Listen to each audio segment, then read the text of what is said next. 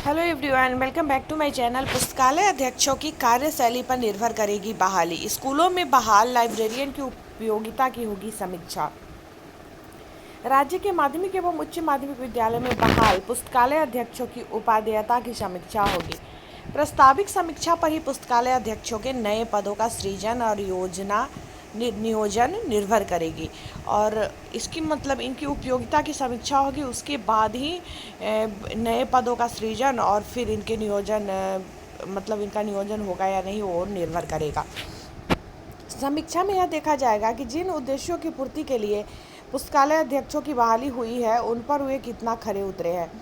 समीक्षा में यह भी देखा जाएगा कि जिन माध्यमिक एवं उच्च माध्यमिक विद्यालय में पुस्तकालय अध्यक्ष की बहाली हुई उसमें बच्चों के लिए पुस्तक की घंटी बजती है या नहीं, पुस्तकालय की घंटी बजती है या नहीं, पुस्तकालयों का रख रखाव ठीक से हो रहा है या नहीं। साल 2005 में नीतीश कुमार के मुख्यमंत्री बनने के बाद वर्ष 2008 में माध्यमिक विद्यालय में नियोजन के लिए पुस्तकालय अध्यक्षों की वैकेंसी आई थी। उसके बाद शिक्षक के नियोजन के लिए तो वैकेंसी आती रही, लेकिन पुस्तकालय अध्यक्षों के लिए नहीं, जबकि इन वर्षों में हजारों की तादाद में मिडिल स्कूल अपग्रेड कर +2 स्कूल बनाए गए।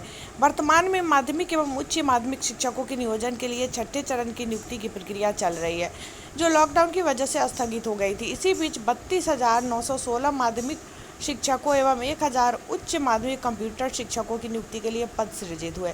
दरअसल वर्ष 2008 में माध्यमिक उच्च माध्यमिक विद्यालय में पुस्तकालय अध्यक्षों के नियोजन के लिए शिक्षा विभाग ने जिन संस्थानों की डिग्री को मान्य नहीं किया था उन संस्थानों के अभ्यर्थी कोर्ट की शरण में जाने को विवश हो गए। ऐसे में कई मामले सर्वोच्च न्यायालय तक में गए।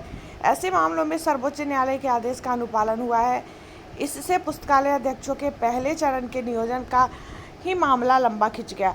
उच्च पदस्थ सूत्रों की माने तो पुस्तकालय अध्यक्षों की बहाली को लेकर जितने मामले भी न्यायालय में गए उनमें एक भी मुकदमा पॉलिसी पर नहीं है। जब माध्यमिक एवं उच्च माध्यमिक शिक्षकों की बहाली के लिए छठा चरण शुरू हुआ तो उसमें पुस्तकालय अध्यक्षों की बहाली शामिल नहीं हुई। हालांकि 32,916 माध्यमिक शिक्षकों एवं 1,000 उच्च माध्यमिक कंप्यूटर शिक्षकों के नियोजन के लिए पद सृजन के प्रस्ताव पर विमर्श के दौरान जब पुस्तकालय अध्यक्षों की बहाली का मामला उठा तो तय हुआ कि पहले से बहाल पुस्तकालय अध्यक्षों की उपादेयता की समीक्षा कर ली जाए।